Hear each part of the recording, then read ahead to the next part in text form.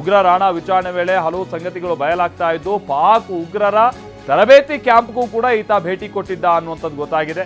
ಎಲ್ಇಟಿ, ಹರ್ಕತ್ ಉಲ್ ಜಿಹಾದ್ ಅಲ್ ಇಸ್ಲಾಮಿ ಈ ಸಂಘಟನೆಗಳಿಗೆ ಸಂಬಂಧಪಟ್ಟ ಹಾಗಿನ ಕ್ಯಾಂಪ್ಗಳಿಗೆ ಈತ ಭೇಟಿ ಕೊಟ್ಟಿದ್ದ ಅಂತ. ಐಎಸ್ಐ ಅಧಿಕಾರಿಗಳ ಜೊತೆಗೆ ಈತ ಭೇಟಿ ಕೊಟ್ಟಿದ್ದ. ನೋಡಿ, ಐಎಸ್ಐ ಅಧಿಕಾರಿಗಳ ಜೊತೆಗೆ ಹೋಗಿ ಈತ ಭೇಟಿ ಕೊಟ್ಟಿರುವಂಥದ್ದು. ಪಾಕ್ ಸೇನಾ ಅಧಿಕಾರಿಗಳ ಜೊತೆಯೂ ಕೂಡ ಈತ ಲಿಂಕ್ನಲ್ಲಿದ್ದ. ಅವ್ರ ಜೊತೆಗೇನೆ ಈತ ಈ ತರನಾದಂಥ ಕ್ಯಾಂಪ್ಗಳಿಗೆಲ್ಲ ಹೋಗಿದ್ದ ಅನ್ನುವಂಥದ್ದು ಕೂಡ ಗೊತ್ತಾಗ್ತಾ ಇದೆ.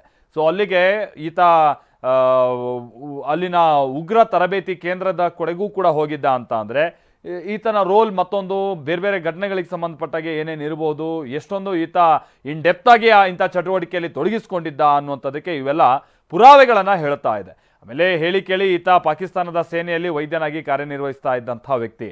ಅದಾದ ನಂತರದಲ್ಲಿ ಭಾರತದ ವಿರುದ್ಧವಾಗಿ ಬಹಳ ಸಿಟ್ಟನ್ನು ಹೊಂದಿದ್ದ ಅನ್ನುವಂಥದ್ದು ಗೊತ್ತಾಗ್ತಾ ಇದೆ. ಅದರಲ್ಲೂ ಭಾರತ ಈ ಅಥವಾ ಬಾಂಗ್ಲಾದೇಶವನ್ನ ಪಾಕಿಸ್ತಾನದಿಂದ ವಿಭಜನೆ ಮಾಡಿದಂಥ ವಿಚಾರ ಏನಿದೆ, ಇದು ಈತನಿಗೆ ಕಂಗನಿಗೆ ಗುರಿಯಾಗಿತ್ತು. ಈತ ಬಹಳ ಅದನ್ನು ಮನಸ್ಸಲ್ಲಿ ಇಟ್ಕೊಂಡು ದ್ವೇಷ ಸಾಧಿಸ್ತಾ ಇದ್ದ ಅನ್ನುವಂಥದ್ದು. ಹೀಗೆ